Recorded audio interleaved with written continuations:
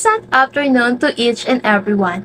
I am Diana Marie M. Cornico, together with my groupmates Dor Jamaica, De La Rosa Joy, Ancela Cherilyn, Halili Renato, Maghari Dassel, Natuel Kitty May, Nilyama Grace, Romedilio Annalyn, and we are the Group 1.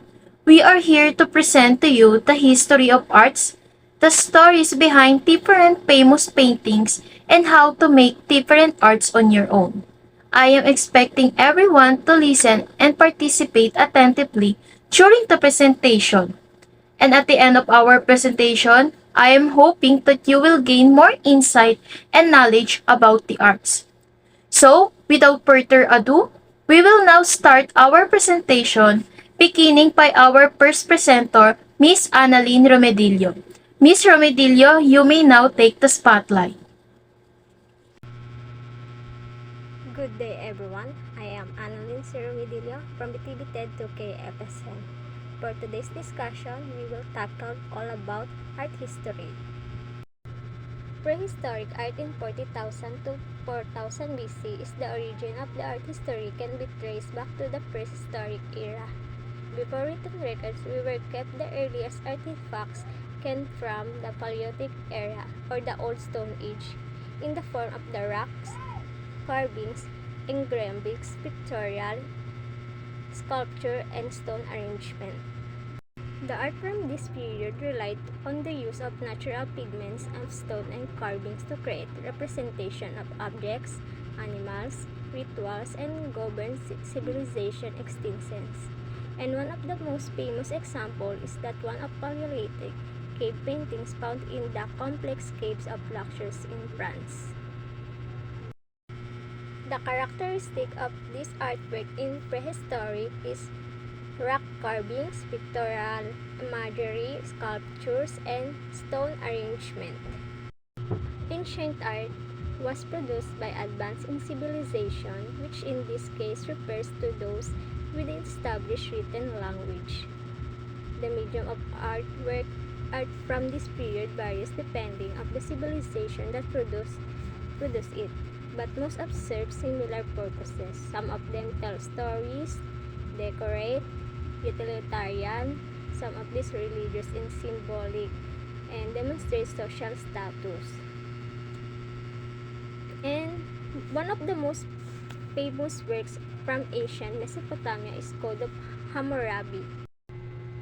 The characteristic of this artwork in ancient art is religious and symbolic imagery, decoration for utilitarian objects, mythological stories. Medieval art in 500 to 1400, the Middle Ages often referred to as the Darkest Ages, marked as a period of economic and cultural deterioration following the fall of the Roman Empire in 476 AD. Medieval art is the period was also responsible for the emergence of the illuminated manuscript and Gothic architecture style. Medieval art was produced in many media, and works survived in large number in sculpture, illuminated manuscript, stained glass, metalwork, and mosaics, all of which have a higher survival rate than other media, such as fresco wall paintings, work in precious metal, or textiles, including tapestry. The characteristic of this artwork in medieval art is the dark imagery, biblical subjects, classical mythology, Gothic architecture.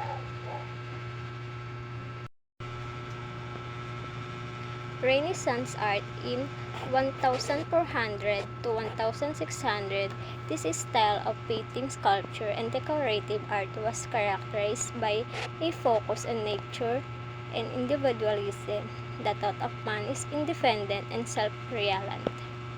The High Renaissance, which is lasted from 1490 to 1527, produced influential artists such as Da Vinci, Michelangelo, and Raphael, each of whom both creative power and spread ideals of the emotional expressions. This Renaissance art is marked by gradual shift from the abstract form of the medieval period of the representational form of the 15th century. Subjects grew from mostly biblical scenes to include portraits, episodes from classical religion, and events from contemporary life. The characteristic of this artwork in Renaissance is the natural elements, individualism, realism, attention to detail, precision of human anatomy. Mannerism in 1527 to 1580, Mannerist artists emerged from the ideals of Michelangelo, Raphael, and other late Renaissance artists, but their focus on the style and technique outweighed the meaning of the subject matter. Often the figures had graceful, elongated limbs, small head, styled features, and exaggerated details. And that's all for our discussion. Thank you. Good day everyone, I am Dazel Maghare, and the next thing we will study is from Baroque period to the Realism period. Baroque period in 1600 to 1750, the Baroque period that followed Mannerism yielded ornate, over-the-top visual arts and architecture. It was characterized by grandeur and richness, punctuated by an interest in broadening human intellect and global discovery. And as you can see, the painting called The Calling of Saint Matthew by Caravaggio. Caravaggio is one of the best artists of all time, is best known for his highly realistic style of Baroque painting. The Calling of Saint Matthew depicts the moment when Jesus Christ inspires Matthew to follow him and become an apostle.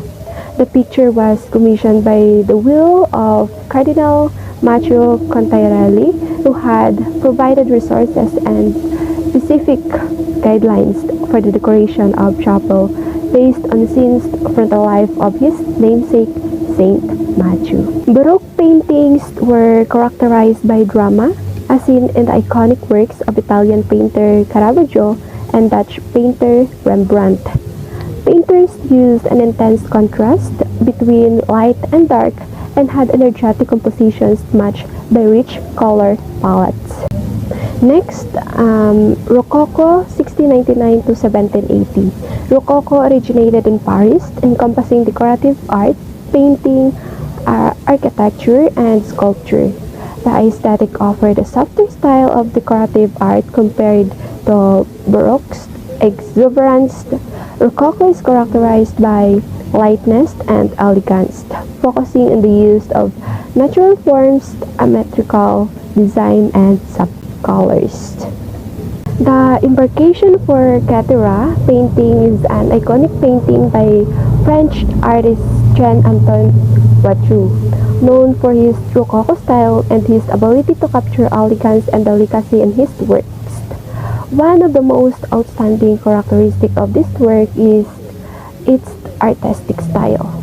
Watteau was one of the main exponents of the Rococo, an artistic movement that was characterized by ornamentation, sensuality, and the representation of aristocratic life. In the Embarkation for Cathedra, Watteau shows this mastery of this style through exquisite character rendering and attention to detail in clothing and accessories. As you can see, at the center of the work is a group of elegant couples preparing to embark on a ship to the island of Cathedra, considered in Greek mythology as the place of love and passion. Watteau uses a soft and delicate palette dominated by pastel tones and warm colors. These colors contribute to the romantic atmosphere of the work, creating a dreamy and fantasy feeling. In addition, the artist uses the contrast between light and shadow to highlight certain elements and give depth to the scene. Next is Neoclassicism in 1750 to 1850. As its name suggests, the neoclassical period drew upon elements from classical antiquity, archaeological ruins of ancient civilizations in Athens and Naples that were discovered at the time reunited a passion for all things past, and artists strove to recreate the great works of ancient art. This translated to renewed interest in classical ideals of harmony, simplicity, and proportion. As you can see in the painting, Napoleon Cruising the Alps by Jacques Louis David in 1801. In this painting, we see Napoleon as the first consul or leading the reserve army across this dangerous mountain pass called Saint Bernard. They were on a military campaign to regain Italy in the year 1800, and it's debated whether Napoleon actually led the army through this mountain pass or came through later. Nevertheless, of course, Jacques Louis David depicted Napoleon as the triumphant leader. Neoclassical artists were influenced by classical elements, in particular a focus on idealism. Inevitably, they also included modern, historically relevant depictions in their works. Next is Romanticism in 1780 to 1850. Romanticism embodies the broad range of disciplines from painting to music to literature. The ideals present in each of these art forms reject order, harmony, and rationality, which were embraced in both classical art and neoclassicism. Instead, Romantic artists emphasize the individual and imagination. The descent of man into the vale of death. This painting is made by William Blake. Another defining romantic ideal was an appreciation for nature, with many turning to plein air painting, which brought artists out of dark interiors and enabled them to paint outside. Artists also focused on passion, emotion, and sensation over intellect and reason. And last, realism. Realism in 1848 to 1900. Arguably the first modern art movement, realism began in France in the 1940s. Realism was the result of multiple events: the anti-romantic movement in Germany, the rise of journalism, and the advent of photography. Each inspired new interest in accurately capturing everyday life. This attention to accuracy is evident in art produced during the movement, which featured detailed life-like depictions of subject matter. As you can see in the painting, The Gleaners by Jean Francois Millet in 1857. A gleaner is someone who picks up grain left in the field by the harvesters. The name of the painting was inspired by a manufacturing company having the same name. This painting depicts a scene of a field after the harvest where three women were gleaning the grains of bread. For this work, Jean-Francois Millet had done a research on the theme of gleaners for over 10 years. These women from the working class were authorized to glean the grains at the sunset and pick up corn sneezed by the harvesters in rural area. Good afternoon, everyone. I'm Diana Marie M. Cornico, returning to continue our exploration of the history of arts. Let's commence our discussion today with a study of Art Nouveau, a fascinating chapter in the art history timeline, and I am looking forward to share interesting insights and evoking engaging discussion on this subject. Art Nouveau, which translates to new art, attempted to create an entirely authentic movement, free from any imitation of styles that preceded it. It focused on the natural world characterized by long, sinuous lines and curves, and it was employed most often in architecture, interior design, jewelry, and glass design, posters, and illustrations. When we say Art Nouveau, it literally means new art. Take note of the words new art. It is a kind of art that is unique and original compared to the art of the past. We can easily distinguish Art Nouveau because of its long, sinuous lines and curves. Art Nouveau focuses on drawing inspiration from the natural world such as the nature. This example is the Basilica of the Sagrada Familia in Barcelona. It is created by Antoni Gaudí. And when you look at the picture, you can see the abundance of design, lines, and curves. The building is characterized by an abundance of intricate design, sinuous lines, and graceful curves that evoke organic natural forms. Gaudí's masterful use of these architectural elements creates a sense of fluidity and dynamism as if the building itself is alive and in motion.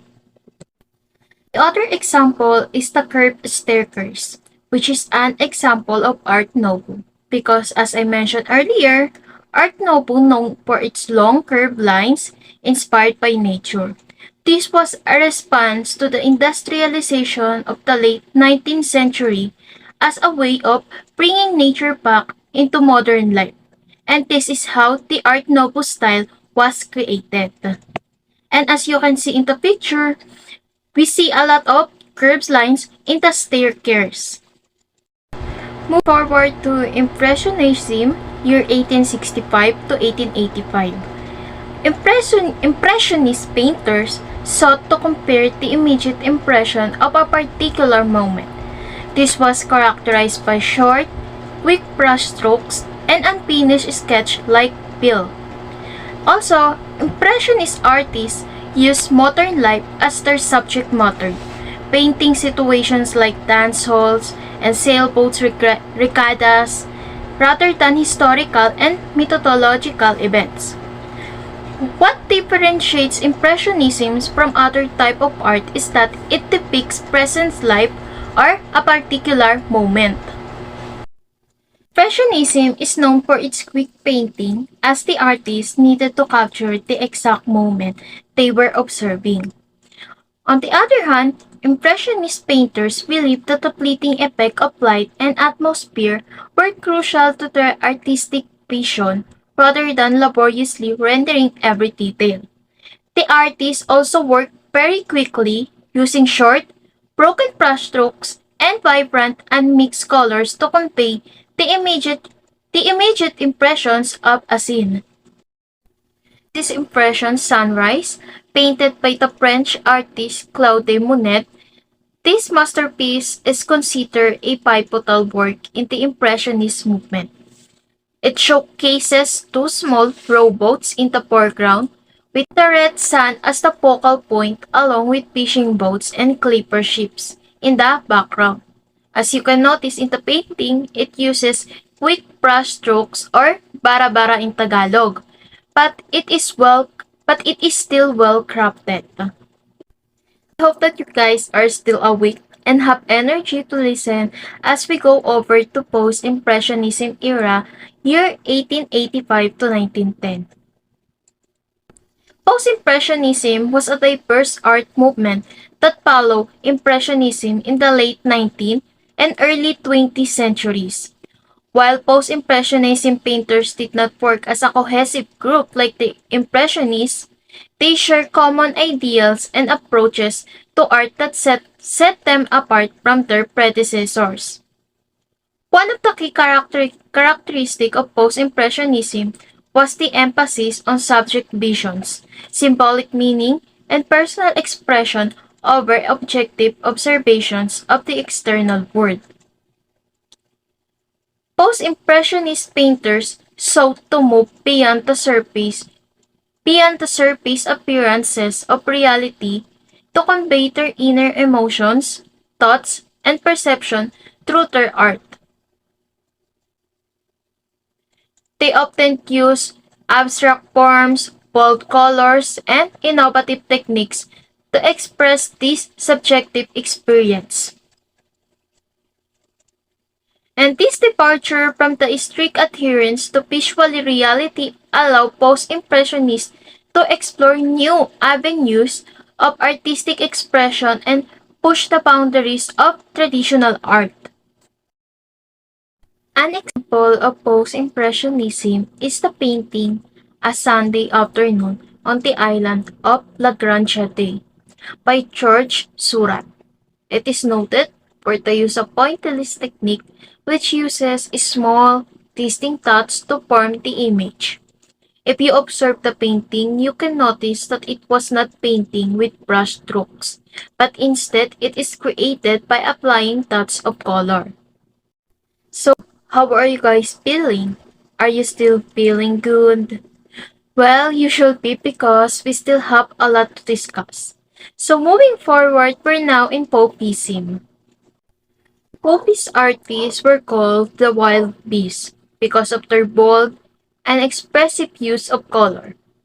These artists would paint without much care, guided by their imaginative minds rather than a focus on realistic representations. The Popis painters rejected the Impressionist emphasis on capturing the fleeting effects of light and atmosphere. Instead, they used vibrant and natural colors and gestural energetic brushstrokes to convey their own emotional and personal responses to their subject. One of the famous Popis painting is Woman with a Hat, created by Henry Matisse in 1905. Through this painting, we can observe that the artist used vibrant, non-naturalistic colors and loose brushwork. Oh, and by the way, the woman in the painting is Henry Matisse's wife.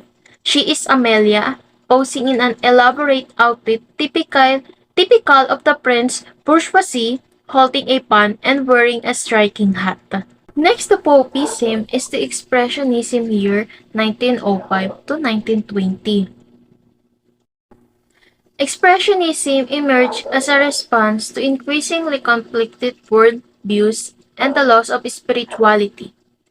Expressionist art sought to draw from within the artist using a distortion of form and strong colors to display anxieties and raw emotion. Expressionist painters in a quest for authenticity look for inspiration beyond that of Western art and frequented ethnographic museum to revisit native folk traditions and tribal art. One of the defining characteristics of Impressionism is the emphasis on the artist's inner emotions, experiences, and personal interpretation of the world around them. Expressionist artists did not simply replicate what they saw in the external world.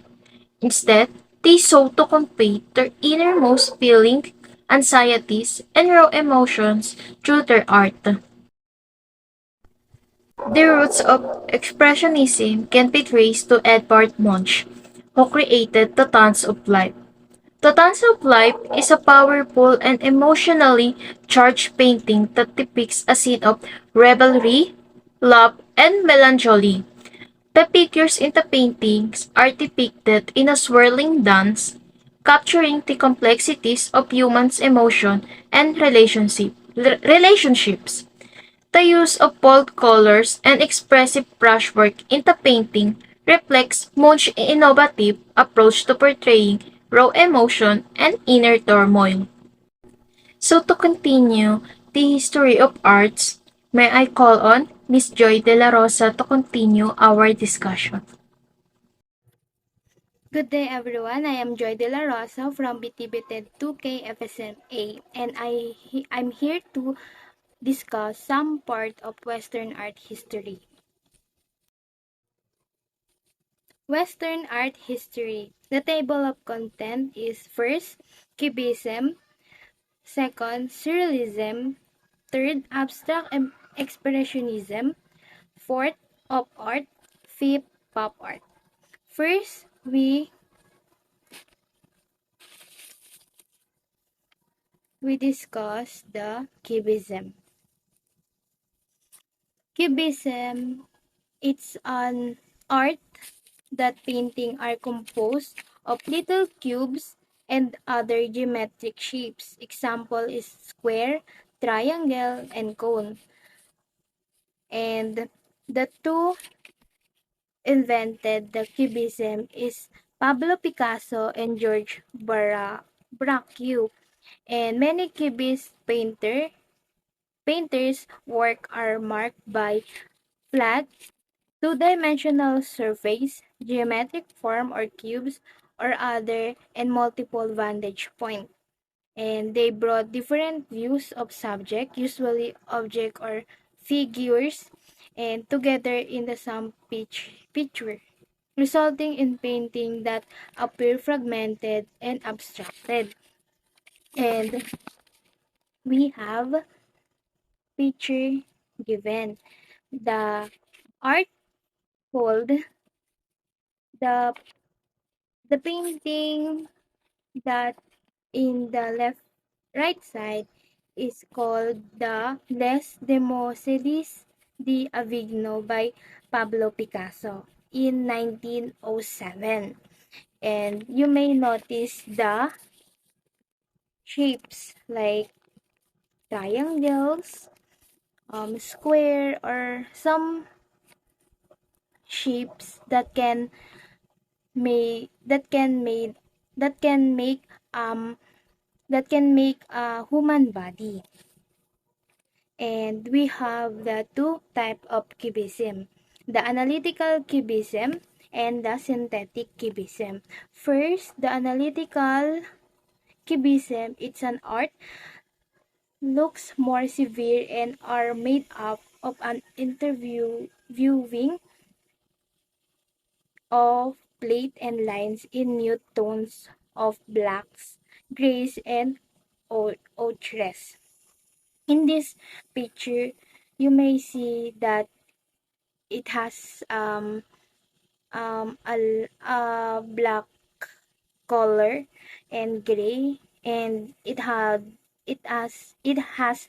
no um bright color such as black and grays only. And the synthetic cubism is synthetic cubism works also often include collage real elements such as newspaper. In this picture given, in this part, you may notice the newspaper, and it made of newspaper, and it has a little bit design, but it is made of a newspaper. Next is the surrealism. Surrealism is an aim to wait a minute. Yeah, wait to aims to revolutionary human experience and balance a rational vision of life with one that asserts the power of the unconscious and dreams. And the movement art the movement's artists find magic and strange beauty in unexpected and the uncanny and discarded and the unconditional. You may see the example of the surrealism, and the code of book is The Hearing Trumpet by Leonora Carrington. This um this book is an work in surrealist um surrealist rather, because it includes dream-like element and absurd ideas. And Carrington was the major member of the surrealist movement, and who continued to write and surrealist literature after the movement that had more and had more or less ended. And the third one is the abstract expressionism. Is a term applied to new form of abstract art developed by American painters such as Jackson Pollock, Mark Rothko, and William Dick Kooning in 1940s and 1950s. And it is often characterized by gesture, brush strokes, or mark making, and the impression of spontaneity. And in this abstract, you may see the example.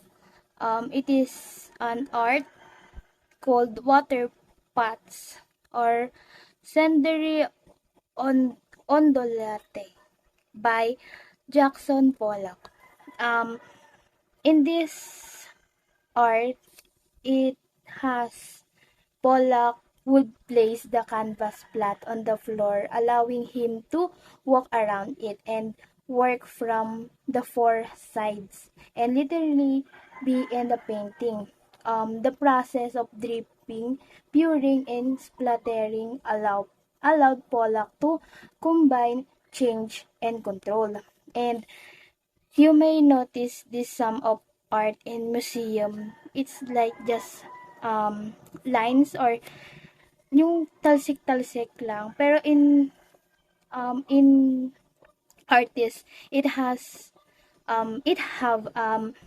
meaning of its kahit sa atin is like talsik-talsik or parang madumi siya, ganun. And the next one is the op art. Um, op art is a heightened by advance in science and technology, as well as on interest in optical effect and illusion. The op art, short of optical art, movement launched with Lee Movement, a group of exhibition at Gallery Denis Rhin in 1955. And artists active in this style use shapes, color, and patterns and to create image and appear to be moving or blur blurring, often produced in black and white for maximum contrast.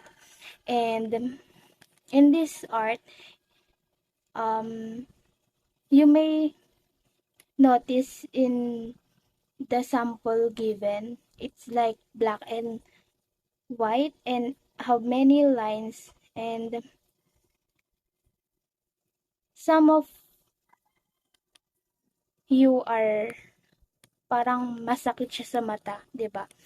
Like pag tinignan mo siya parang nakakalula kasi it has an optical art, and op art is a major development of painting in 1960s, and that used geometric form to create optical effect. And also this abstract pattern were meant to both confuse and excite the eyes. And lastly, the pop art. Pop art is on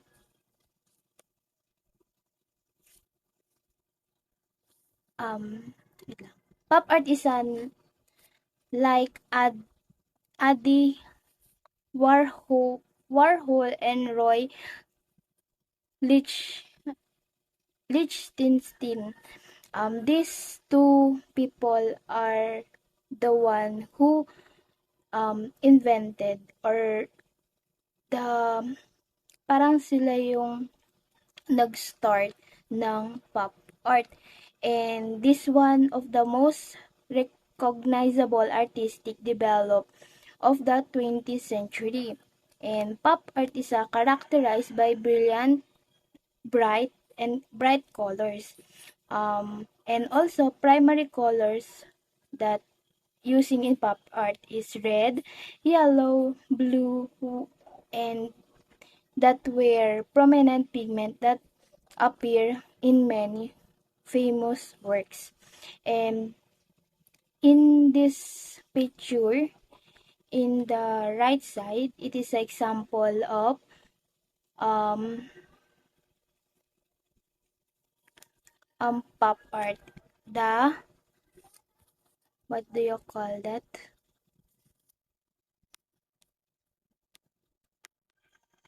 The Warhol's Campbell soup can.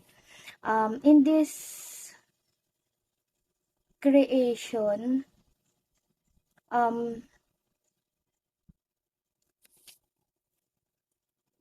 Warhol is sought to establish the idea that art can draw from any source and there is no hierarchy of sculpture to disrupt that. Perhaps the most famous pop culture work of art is the Warhol Campbell Soup Can production. Ito yung nandito sa left side, right side rather. And pop art is an art which commonplace objects such as comic strip, soup can, road sign, and some hamburgers design. And that were used as subject matter. And parang mas na gagamit yung pop art into comic making. Like this one, like these two picture. The picture of a woman. You may also familiarize. Parang kamukha siya ni Wonder Woman, 'di ba? Pero it is an example of pop art. And that's all. Thank you.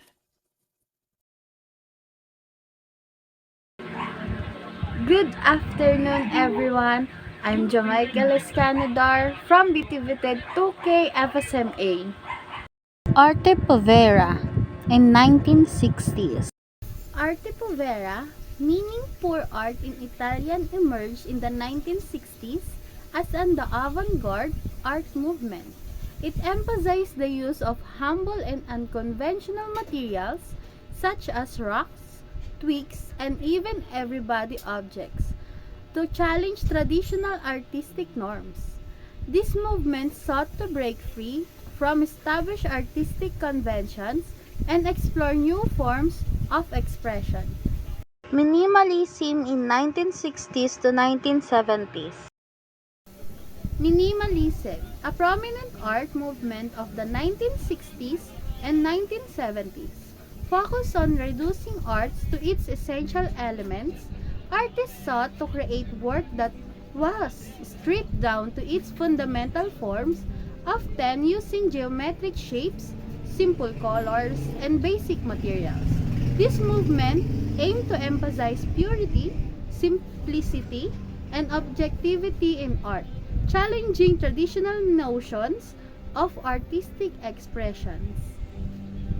Conceptual art in 1960s to 1970s. Conceptual art, prominent in the 1960s and 1970s, prioritized the idea or concept behind the artwork over its physical form. Artists aim to challenge the traditional notion of art as visual object and instead focus on conveying their ideas through various mediums such as language, documentation, and performance. This movement sought to shift to emphasize from the artwork's visual aesthetics to the underlying concepts and intellectual exploration. Contemporary arts in 1970s to present. Contemporary art, spanning from the 1970s to the present, encompasses a diverse range of artistic styles, mediums, and themes. It reflects the cultural, social, and political landscape of the time, often pushing boundaries and challenging traditional artistic norms. Artists working on contemporary art frequently explore new technologies, interdisciplinary approaches, and global perspectives to address current issues and provoke critical thinking. Postmodernism challenges modernism, emphasizing skepticism, self-referentiate, and diverse influence. Feminist art aims to explore and challenge gender inequalities through artistic expression and representation. Neo-expressionism is an art movement that emerged in the late 20th century, featuring a return to expressive, figurative imagery, often with bold colors and vigorous brushwork. Street art is a visual art form created in public locations, often with a focus of conveying social or political messages using techniques such as graffiti, stenciling, and murals. The pictures generation is a term used to describe of a group artists in the 1970s and 1980s known for their use of appropriated images from mass media to critique consumer culture and challenge traditional notions of gender and identity. Appropriation art involves the borrowing and recontextualizing of pre-existing images or objects to create new artistic works.